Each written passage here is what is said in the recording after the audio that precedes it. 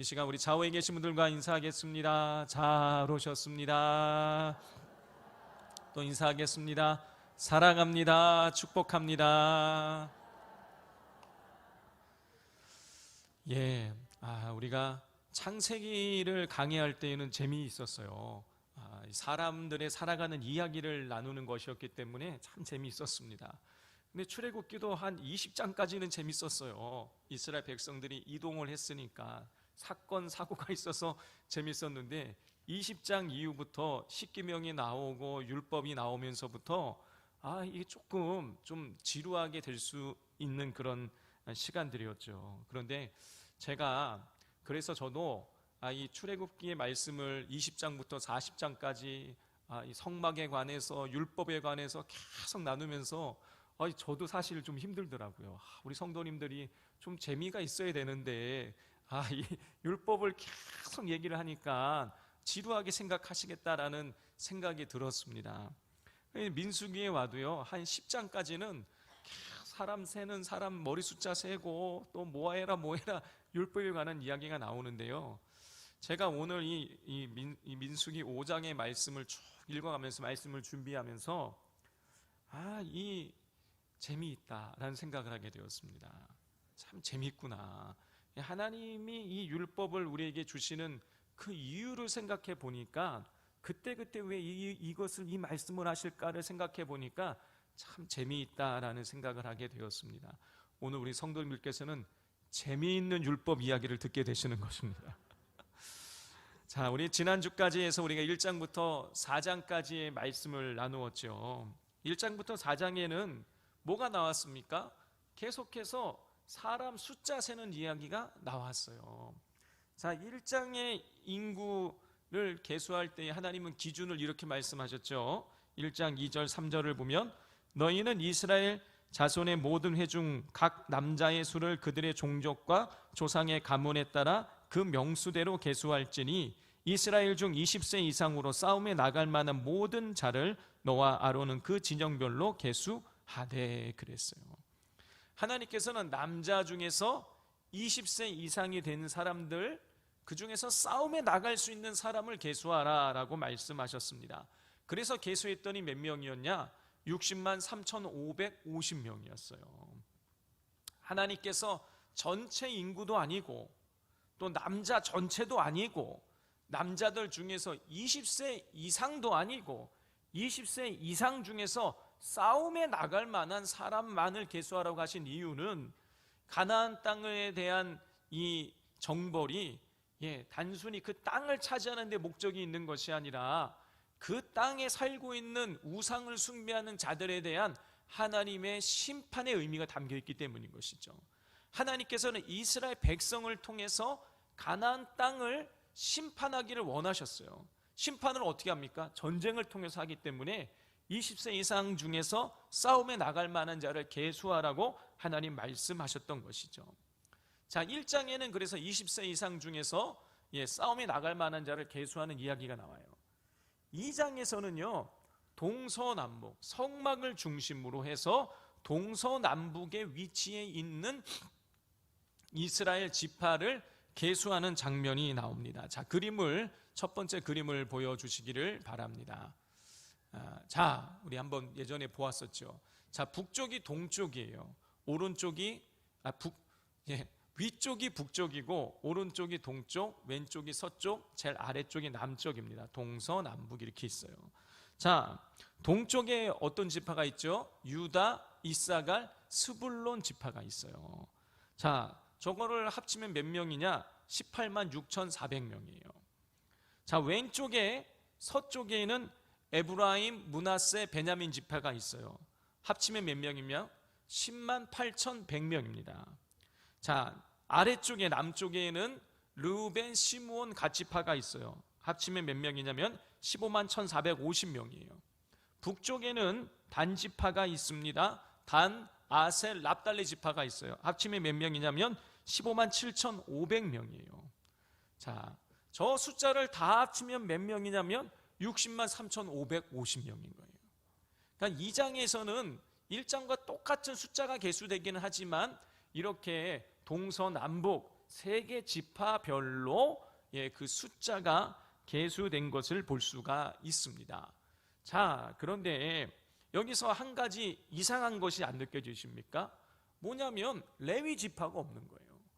레위 지파는 어디 있냐? 저 가운데 있는 성막 주변에 게르손, 고핫, 무라리, 요게 레위, 야곱의 아들 레위의 세 아들이 게르손, 고핫, 무라리인데 그게 이제 계속 이어져 내려간 것이죠. 그래서 게르손 자손, 고핫 자손, 무라리 자손이 레위 지파를 말하는 것이고, 아론 자손은 뭐냐? 아론 자손은 아론은 원래 고핫 자손에 속해 있는데 아론 그 집은 제사장 집안으로 선택을 받았어요.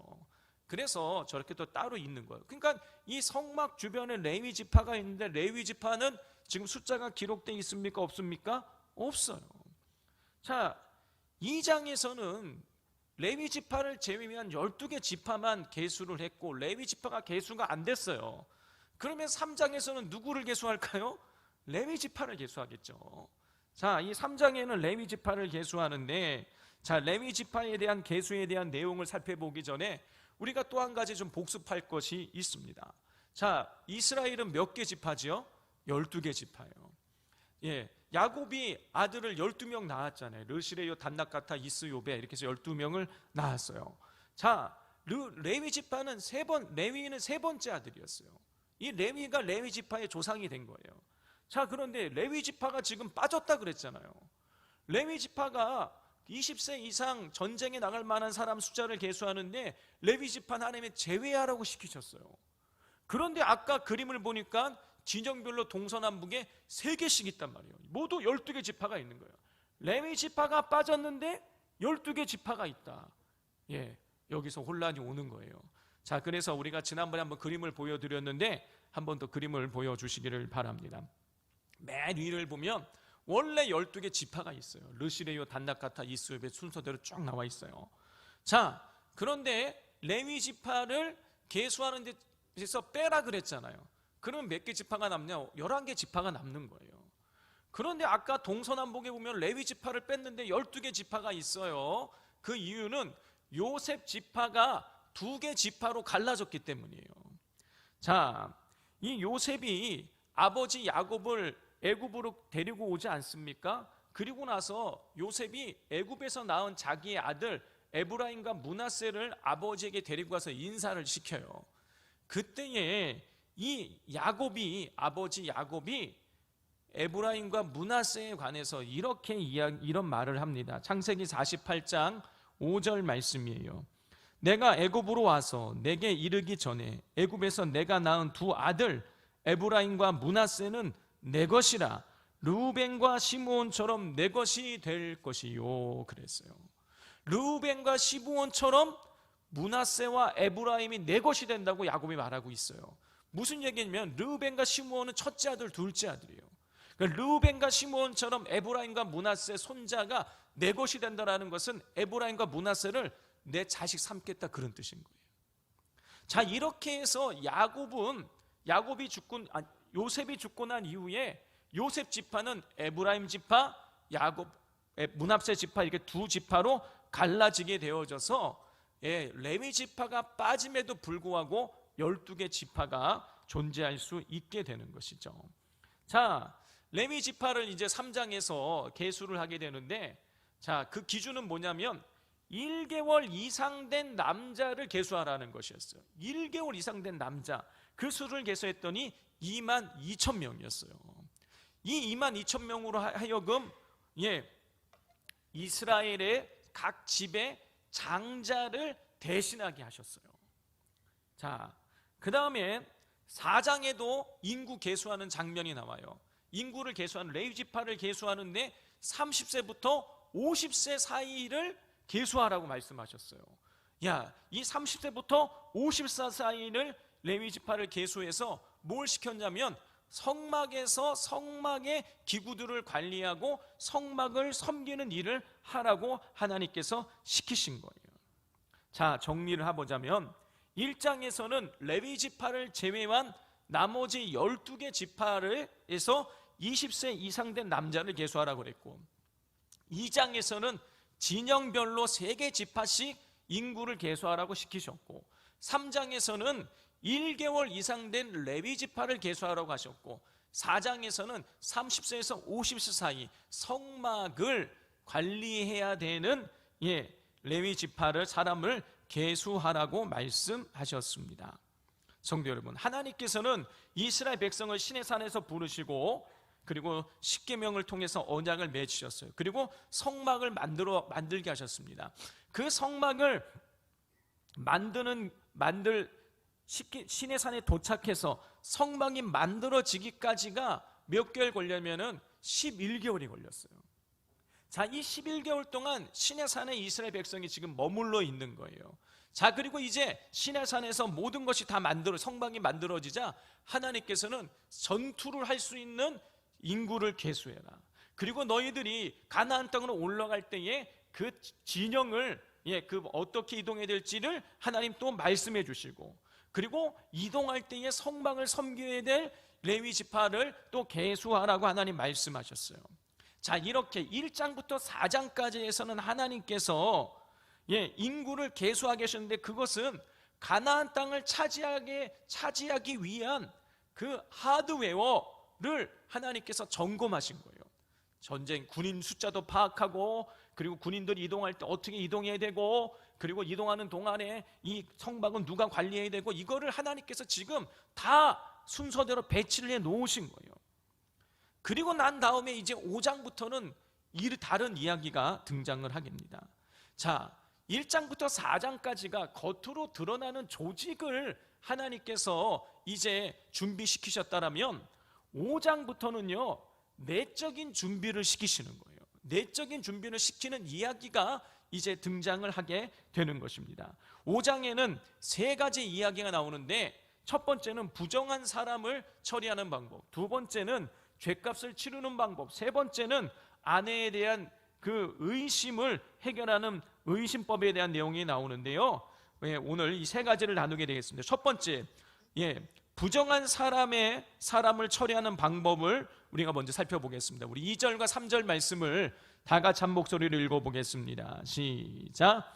이스라엘 자손에게 명령하여 모든 나병 환자와 유출증이 있는 자와 죽음으로 부정하게 된 자를 다 진영 밖으로 내보내되, 남녀를 막론하고 다 진영 밖으로 내보내요. 그들이 진영을 더럽히게 하지 말라. 내가 그 진영 가운데에 거하느니라 하시매. 그랬어요. 하나님께서는 나병 환자, 유출증이 있는 자, 그리고 시체를 만져서 부정하게 된 자들을 진영 밖으로 내보내라는 말씀을 2절과 3절에서 반복해서 말씀하고 계세요. 왜 이들은 이 나병 환자, 유출증이 있는 자, 시체를 만져서 부정해진 사람들은 왜 진영 밖에 나가 있어야 되는 것입니까? 우리 3절 마지막에 보면 남녀를 막론하고 다 진영 밖으로 내보내요. 그들이 진영을 더럽히게 하지 말라. 내가 그 진영 가운데 거하느니라 그랬어요. 하나님께서 왜 이 사람들을 왜 진영 밖으로 내보내야 되냐? 이 죄를 짓고 부정한 사람들을 왜 진영 밖으로 내보내야 하는 것이냐면, 이스라엘 진영 안에 하나님이 그 안에 거하고 계시기 때문인 거예요.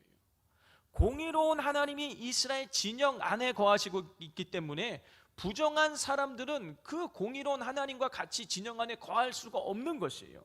그래서 진영 밖으로 내보내라고 말씀하고 있는 것입니다. 자, 다시 말해서 이 부정한 사람들이 진영 안에 거하게 되면 공동체의 거룩이 훼손되는 거예요. 그래서 진영 밖으로 이들을 내보내라고 말씀하고 계시는 것입니다. 자, 그러면 나병 환자, 유출증이 있는 자, 시체를 만져 부정해진 자들은 이스라엘 진영에서 이렇게 추방을 당했을 때 이들은 자기 자신에 대해서 어떻게 생각했을까요? 굉장히 수치스럽게 생각을 했습니다. 왜냐하면 그 이유는, 첫 번째는 자신들 때문에 공동체의 거룩이 훼손될 수 있었기 때문에, 훼손되었기 때문에 수치스럽게 생각을 했고, 두 번째는 이 진영에서 추방을 해서 밖에 살게 되면 더 이상 하나님의 성막에 가서 하나님 앞에 제사를 드릴 수 없었기 때문에 그들은 슬퍼했습니다. 자, 다시 그림을 첫 번째 그림을 보여주시기를 바랍니다. 자, 이 그림을 보시면 가운데 성막이 있어요. 주변에 레위 지파 사람들이 둘러싸서 사람들이 부지불식간에 성막을 훼손하는 죄를 못 짓게 막는 역할을 했어요. 그리고 이스라엘의 12지파들은 나머지 12지파들은 이렇게 진영을 꾸려서 성막을 중심으로 해서 이동을 해 나갔습니다. 자, 그런데 여러분, 이 진 안에 성막을 중심으로 해서 진이 꾸려진 진영 밖으로 벗어나게 되면 성막에 접근할 수가 없게 되는 거예요. 그래서 하나님 앞에 제사를 드릴 수가 없게 되는 것이죠. 그래서 진 밖으로 벗어난 사람들은 하나님 앞에 제사를 드리지 못하는 것 때문에 슬퍼했다라는 것입니다. 성도 여러분, 구약 시대의 제사가 무엇입니까? 오늘날 우리가 드리는 예배죠. 하나님께 드리는, 여러분, 이 사람들이, 부정한 사람들이 제사에 참여할 수 없다는 것은요, 성막을 통해서 주어지는 죄사함의 은혜를 받을 수 없다는 거예요. 하나님께서 자기에게 주시는 은혜를 받을 수 없다는 것은 하나님과의 관계가 단절되는 것을 의미하는 거예요. 제사를 드릴 수 없다는 것은 하나님과의 관계의 단절을 의미하는 거예요. 그래서 괴로워했어요. 자, 그런데 이 제사는 오늘날 우리의 예배인 것이죠. 이스라엘 백성들은 예배를 드리지 못하는 것, 하나님 앞에 제사를 드리지 못하는 것을 안타깝게 생각했어요. 그런데 오늘날 우리는 어떻습니까? 오늘날 여기 나오신 분들 말고 교회를 들락날락 가끔씩 띄엄띄엄 나오시는 분들, 나올 수 있음에도 불구하고 안 나오시는 분들은요, 예배 성전의 뜰을 밟고 예배 드리는 것을 그리 중요하게 생각하지 않습니다. 그냥 뭐 예배 내가 나갈 수도 있고 안 나갈 수도 있고 들을 수 있고 안 들을 수도 있고 이렇게 대수롭지 않게 예배를 생각한다는 것이죠. 성도 여러분, 예배는 하나님의 죄사함이 선포되는 은혜의 자리입니다. 하나님의 은혜가 임하는 통로가 예배예요. 하나님은 예배를 통해서 우리를 만나 주십니다. 하나님은 우리 모두에게 은혜 베풀기를 원하세요. 그러므로 하나님께 드리는 예배를 가벼이 여기지 마시고 소중하게 생각하시면서 은혜를 사모하는 마음으로 기쁨 가운데에 우리 하나님의 예배에 동참하실 수 있기를 바랍니다. 두 번째로 오늘 본문에서 다루고 있는 내용은 남에게 재산상의 손해를 끼쳤을 때에 그 손해를 배상하는 방법에 대해서 기록을 하고 있어요. 우리 6절부터 8절까지를 교독해 보겠습니다. 이스라엘 자손에게 이르라, 남자나 여자나 사람들이 범하는 죄를 범하여 여호와께 거역함으로 죄를 지으면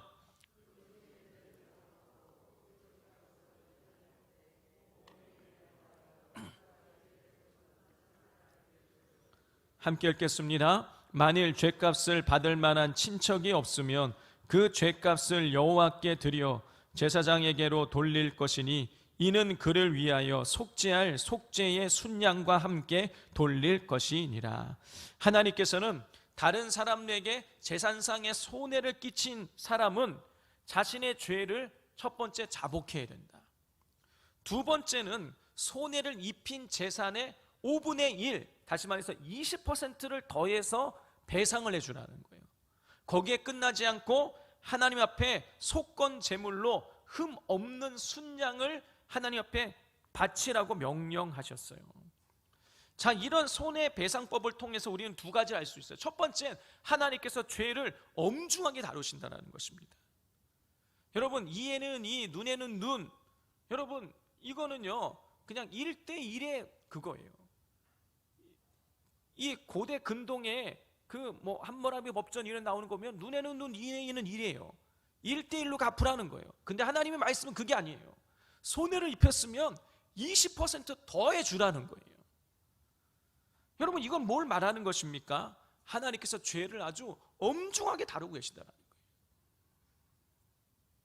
두 번째로 이렇게 20%를 더해서 배상을 잘못하면 자기의 죄를 자백하고 그리고 20%를 더해서 공동체에게 갚아주라는 얘기는 무슨 뜻이냐면 하나님께서 이스라엘 백성들이 하나의 사랑의 공동체를 이루기를 원하신다는 거예요. 20%를 더해서 갚으란 얘기는 무슨 뜻입니까? 너희들 그런 죄 짓지 말라라는 거예요.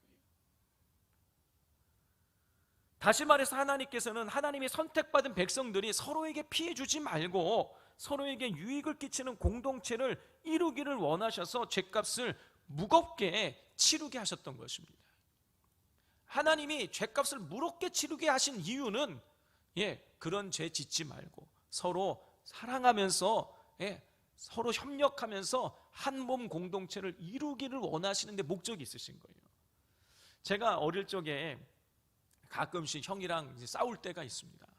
그러면 아버지께서 벌을 주셨는데 무슨 벌을 주셨냐면 방에 들어가서 손을 들고 서 있다가 잘못한 게 깨달아지면 와서 아버지한테 와서 잘못했다고 말하라는 것이에요.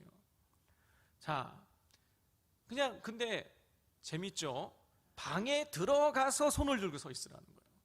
아버지 보는 앞에서 벌을 쓰려면 방에 들어가 제가 손을 내리고 있을 수도 있잖아요. 근데 방에 들어가서 손을 들고 서 있으라고 그러는 거예요. 그런데 저 혼자 들어가서 쓰면 좋은데 꼭 형이랑 같이 들어가서 쓰라는 거예요. 형이랑 지금 싸워갖고 같이 있는 게 막 불편하고 막 화가 나는데 형이랑 꼭 방에 가서 같이 손을 들고 서 있다가 그리고 나서 잘못한 게 깨달아지면 와서 아버지한테 와서 이야기를 하라는 거예요. 자, 근데 제가 그때는 막 형이랑 같이 이렇게 벌 쓰는, 형 때문에 나는 잘못한 거 없는데 형 때문에 벌 쓰는 것 같아서 화가 나고, 그런데 또 형이랑 같이 가서 벌을 쓰라니까 더 화가 나고 막 이랬는데, 제가 시간이 지나면서 생각을 해보니까 이 아버지가 참 지혜로우셨다.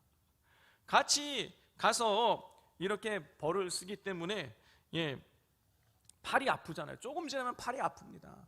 그러면 형이랑 얘기를 하게 되는 거예요. 형 가서 이제 잘못했다고 얘기할까? 이렇게 서로 얘기를 하게 되는 거예요. 팔이 아프니까. 그래서 그렇게 하면서 형이랑 말 안 하고 지낼 뻔하다가도 말을 하게 되고 서로 마음을 이제 풀게 되는 것이죠. 근데 정말 그러고 나면 서로 그냥 싸운 게 다 없어지고 마음이 풀어졌어요. 아버지의, 부모님의 관심은 우리한테 벌 주는 게 목적이 있는 것이 아니라 우리를 서로 화해하게 만드는 데 목적이 있으신 것이죠. 우리 하나님도 마찬가지세요. 하나님도 우리에게 벌을 주시는 이유는, 이렇게 남에게 손에 끼친 거를 20%나 더해서 갚으라고 하신 이유는 벌 주기 위해서가 아니라 서로 화해하라고, 서로 사랑하며 살라고 말씀한 그런 이유를 갖고 있는 것이죠. 우리는 하나님을 믿는 우리들은 하나님 믿는 순간 하나님의 자녀가 되죠. 부모의 입장에서는 자녀끼리 서로 싸우는 것처럼 가슴 아픈 일이 없습니다. 반대로 자녀들이 서로 화해하고 사랑하면 그것처럼 가슴 뿌듯할 데가 없는 것이죠. 그러므로 우리는 하나님의 자녀답게 서로 사랑하면서, 서로 보듬어 주면서, 서로를 용납해 주면서 서로 사랑하는 한몸 공동체를 이루어야 하겠습니다. 마지막 세 번째로 우리가 다룰 내용은 아내에 대한 의심을 해결하는 절차, 즉 의심의 법이에요. 내용이 길기 때문에 요약해서 말씀을 드리면, 만약에 남편이 아내가 다른 남자와 간음을 한 것 같은 거예요. 그런 의심이 드는 거예요. 아내에 대해서 의심이 든다는 얘기는 무엇입니까? 그 현장을 보았다는 얘기, 못 보았다는 얘기예요? 못 봤다는 얘기예요. 그냥 의심만 할 뿐인 거예요. 자, 이렇게 이 의심을 가지고 있으면 부부관계가 좋을 리가 없죠. 자, 그래서 이렇게 의심이 들 때에는 아내를 데리고 제사장에 가는 것입니다. 갈 때는 그냥 가지 않고 보리가루 10분의 1 에바를 헌물로 드리는 거예요. 이 헌물을 15절에 보면 의심의 소자라고 그렇게 기록을 하고 있어요. 자, 의심의 소자를, 아내를 데리고 와서 의심의 소자를 제사장에게 드립니다. 제사장은 이 여자를, 아내를 여호와 앞에 세우고, 그리고 그릇에다가 거룩한 물을 따르고 성막에 있는 티끌을 집어서 그 그릇에다가 집어넣습니다. 그렇게 해서 저주의 물을 만들어요. 자, 그 저주의 물을 만든 다음에 이 아내에게 저주의 물을, 그릇을 들게 하는 거예요. 여자는 저주의 물을 들고 있는 상태에서 제사장이 선포하는 것입니다. 만약에 내용을 성경대로는 말씀 못 드리고 그냥 쉽게 이야기하자면, 만약에 네가 간음을 했다라면 이 물을 먹고 너의 몸에 이상이 생길 거다. 그런데 네가 정말 정결하고 순결하다라면, 아무 일이 없었다라면 이 물을 먹고도 네가 멀쩡할 것이다 라고 여자한테 말해주는 거예요. 그런 이후에 이 제사장은 그 저주의 말을 쓴 두루마리를 그 물에다가 빱니다. 그 저주의 그 글이 씻겨서 나갈 정도로 해서 그 글에다가 그걸 빨아서 저주의 물에 들어가게 하는 거예요. 그런 다음에 이 여인이 이제 물을 마시는 것이죠. 그 마셔서 자기가 정결하면 아무 일이 없지만 마시고 나서 문제가 있다면 이 여인이 부정하다라는 그런 뜻인 것이죠. 이렇게 해서 남편의 여인에 대한, 아내에 대한 의심을 풀게 하셨어요. 자, 그런데 일방적으로 남편이 아내를 의심한 경우에만 적용되는 이 의심의 법에 대해서 어떤 학자들은 가부장적인 제도화에서 발생하는 남성 중심 사상을 반영하고 있다고 주장하면서 율법이 남녀의 불평등을 조장하고 있다라고 이렇게 문제를 제기하는 학자들도 있습니다. 그러나 이것은 당시의 역사적인 이 상황에 대한 불충분한 인식에서 비롯된 잘못된 해석입니다. 이 의심의 법은 오히려 남편에 의해서 일방적으로 거치가 정해졌던 당시 상황에서 공식적으로 여성의 결백을 호소하고 판결받을 수 있도록 했다는 점에서 여성에 대한 하나님의 파격적인 대우를 보여주고 있는 것이에요. 남편이 여자가 의심된다, 너 나가, 이렇게 처분할 수도 있는 거잖아요, 일방적으로. 그런데 판결받을 수 있는 권한을 준 거예요. 자, 이런 면에서 이 율법이 여성을 차별했다라고 볼 수 없는 것이죠. 자, 그렇다면 이제 우리가 관심을 가져야 할 것은 이제 곧 가나안 땅을 향해 나아가야 할 이스라엘 백성들, 이제 막 전쟁 준비했잖아요. 20세 이상 싸움에 나갈 만자를 계수하고 또 이동할 때에 어떤 지파는 동쪽에 어떤 지파는 서쪽에 위치해야 된다 다 말해주고, 이제 전쟁 준비를 하고 가나안 이 시내산에서 출발해서 가나안 땅을 향해서 나아가야 되는데, 그러면 그 다음에 나오는 이야기는 전쟁의 작전은 이렇게 해야 된다, 군량비는 어떻게 비축해라, 싸움의 무기는 어떻게 준비해라, 뭐 이런 내용이 나와야 되잖아요. 그런데 희한하게 이 전쟁 준비에 관한 이야기를 쭉 말씀하시고 나서 오늘 나오는 내용은 부부간의 의심을 해결하는 문제가 나오고, 전혀 나병 환자, 유출증 환자, 죽은 시체를 만져서 부정하게 된 자, 재산에 손해를 입힌 자에 대한 그런 것들을 다루는 법이 오늘 본문에 나오는 거예요.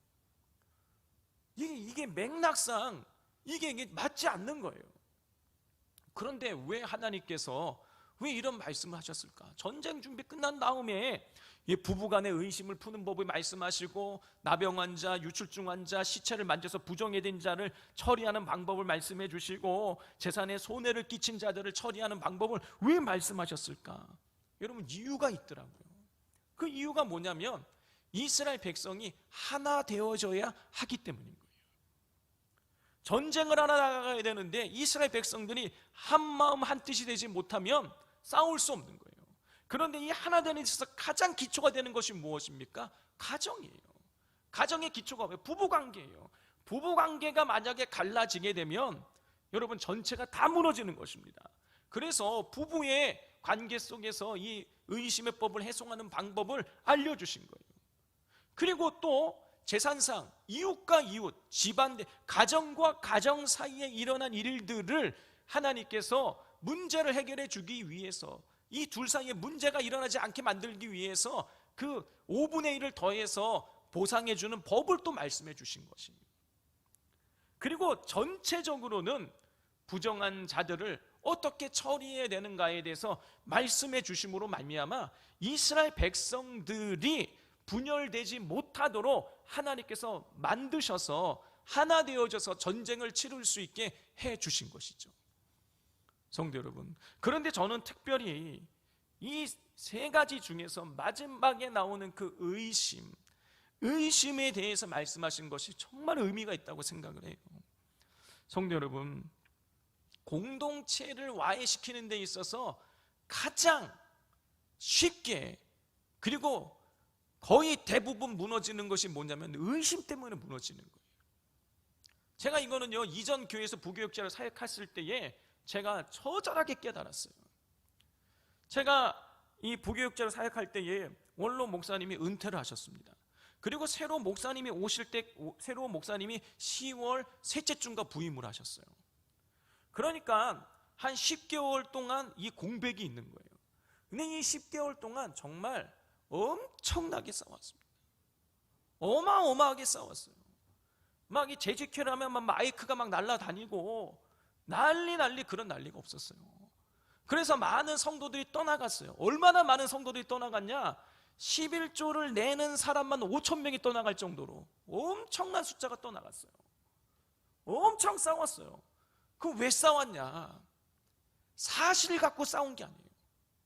다 의심을 가지고 싸웠어요. 목사님이 이랬대, 장로님이 저랬대, 뭐뭐 카더라, 이 카더라, 의심, 추측을 가지고 신나게 싸운 거예요.